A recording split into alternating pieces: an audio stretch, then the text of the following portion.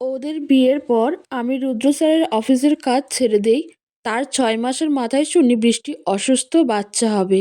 সেদিন ফুপি খুশিতে যাকে পেরেছে তাকেই মিষ্টি খাইয়েছে। মনে মনে তাচ্ছিল্য হেসে ভেবেছিলাম, এই ছিল তার ভালোবাসা। এতই যদি ভালোবাসতো তাহলে এত তাড়াতাড়ি বৃষ্টির রূপে গলে যেত না। আবার নিজেকেই উল্টে প্রশ্ন করতাম, আমি বা আর কি ভালোবাসতাম? ভালোবাসলে কি তাকে ছেড়ে থাকা যায়? কয়েক মাস কেটে গেছে। হঠাৎ একদিন সকালবেলা কলিং বেলের শব্দ শুনে দরজা খুলে দেখি বৃষ্টি দাঁড়িয়ে আছে। চোখের নিচে গাঢ় কালো দাগ পড়ে গিয়েছে। সুন্দর চেহারাটা মলিন হয়ে গিয়েছে। গোল গাল, মুখটা শুকিয়ে কাঠ হয়ে গিয়েছে। আমাকে দেখতেই বৃষ্টি জড়িয়ে ধরে কান্নাকাটি করতে থাকে। এতদিনের মনের ভিতর পুষে রাখা রাগ, কষ্ট, অভিমান বৃষ্টির কান্না দেখে হারিয়ে গেল। বৃষ্টির এমন অবস্থা কেন জিজ্ঞেস করলে কান্না ভরা চোখে একে একে সব বলতে শুরু করলো। বিয়ের পর রুদ্র স্যার ভালো ব্যবহার করলেও কখনো স্বামী স্ত্রীর সম্পর্ক ওদের ভিতর গড়ে ওঠেনি। প্রথম প্রথম বৃষ্টি মেনে নিলেও পরে যখন রুদ্র স্যারকে এসব ব্যাপারে জোর করত, তখন থেকে রুদ্র স্যার ওর সাথে ভালোভাবে কথা বলেনি। একদিন রাগে বৃষ্টি রুদ্র স্যারকে বলেছিল, কেন করছেন এমন? আমি কোনো পরনারী নই, আপনার স্ত্রী। তাহলে কেন ভালো করে কথাও বলছেন না? ও, ওই মেঘের জন্য, ওই নষ্ট মেয়ের জন্য, ওর জন্য কখনো বাবার ভালোবাসা পায়নি, এখন আপনাকেও কেড়ে নিতে চাচ্ছে? ওর মতো নষ্ট।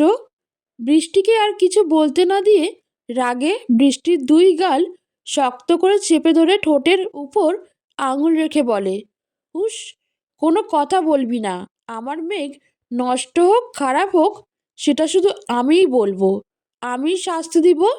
অন্য কেউ সেখানে কথা বললে মেরে টুকরো টুকরো করে দিব। এইটুকু বলতেই বৃষ্টি হাউমাউ করে কেঁদে উঠল। আমার নিজের কাছে নিজেকে অপরাধী মনে হচ্ছিল।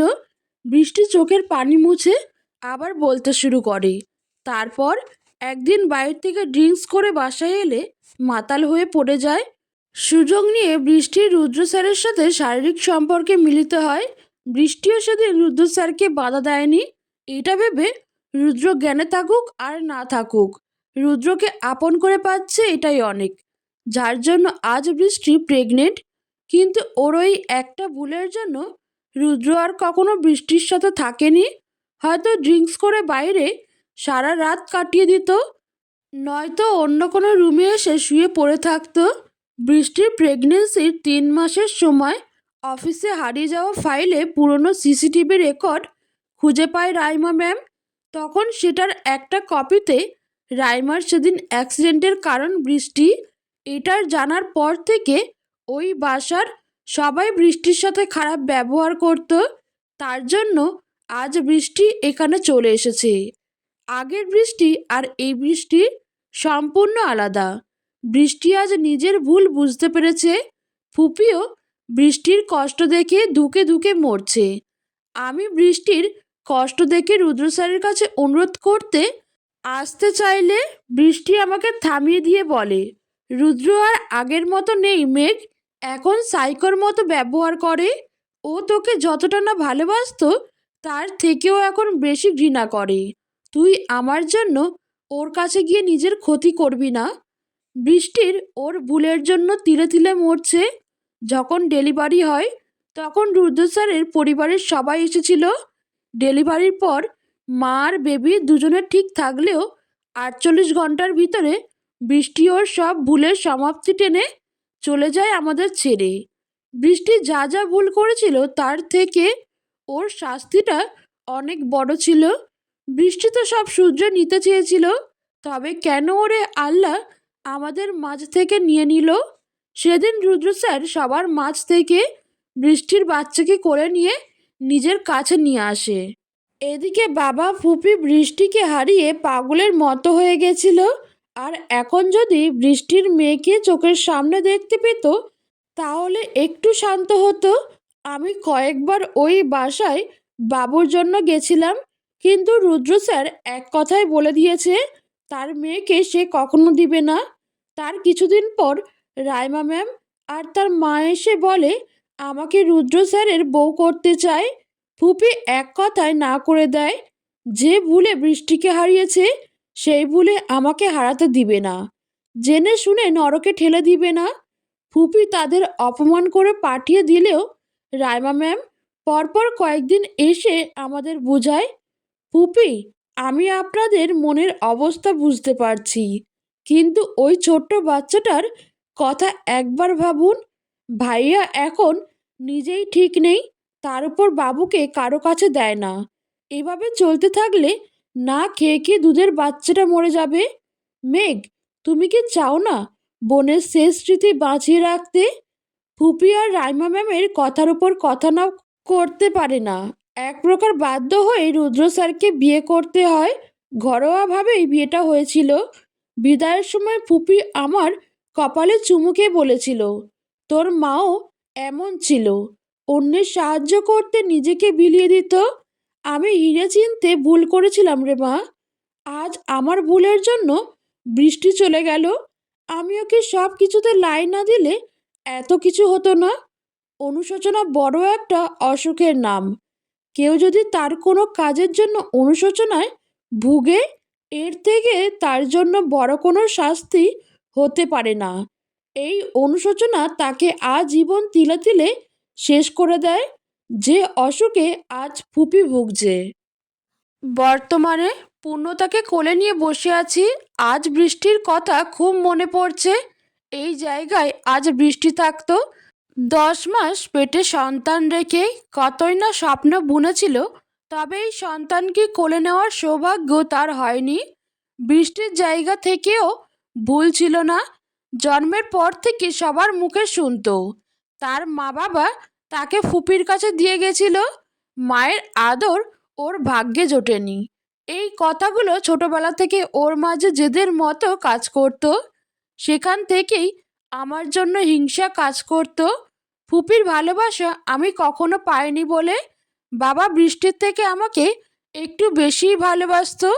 এই বৃষ্টির সহ্য হতো না, তাই আমার সব কিছুতে ওর ভাগ বসাতো। এক সময় ওর জেদগুলো স্বভাব হয়ে যায়।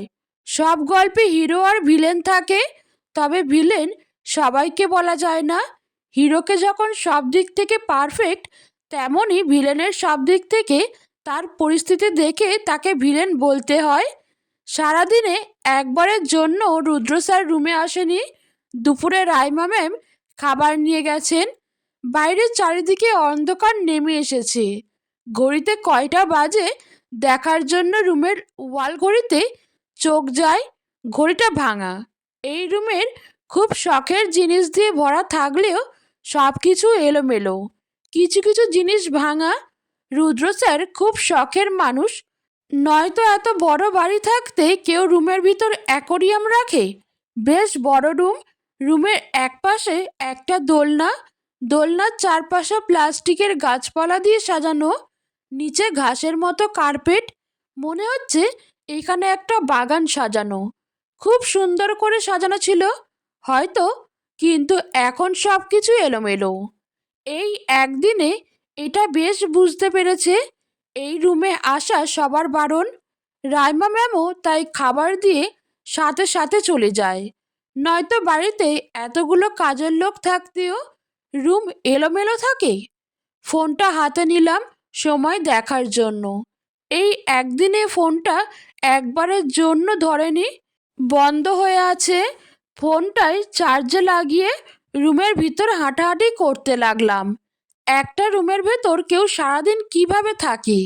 দম বন্ধ হয়ে আসছে, পেটেও ইঁদুর দৌড়াচ্ছে।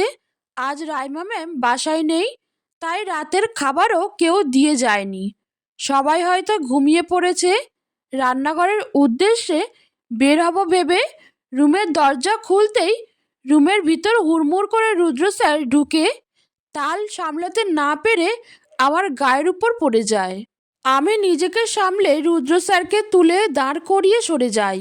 গা থেকে ড্রিঙ্কসের বাজে গন্ধ আসছে। কেমন মাতাল মাতাল মনে হচ্ছে। আমার কালকের রাতের কথা মনে পড়তেই ভয়ে কুঁকড়ে যায়। ভয়ে ভয়ে সেখান থেকে ফিরে এসে ওয়াশরুমে পা বাড়াই। মনে মনে ভেবে নিয়েছি যতক্ষণ না রুদ্র স্যার ঘুমাবে ততক্ষণ আমি বের হব না। প্রায় 10 মিনিট পর কোনো শব্দ না পেয়ে আমি আস্তে করে দরজা খুলে পা টিপে টিপে বাইরে আসি। স্যার পুরো খাটের উপর উল্টোভাবে শুয়ে আছে, পূর্ণতা তার পাশেই। রাতে যদি পড়ে যায় এই ভয়ে আমি পূর্ণতাকে দোলনায় শুইয়ে দেই, লাইট বন্ধ করে সোফার উপর শুয়ে থাকি।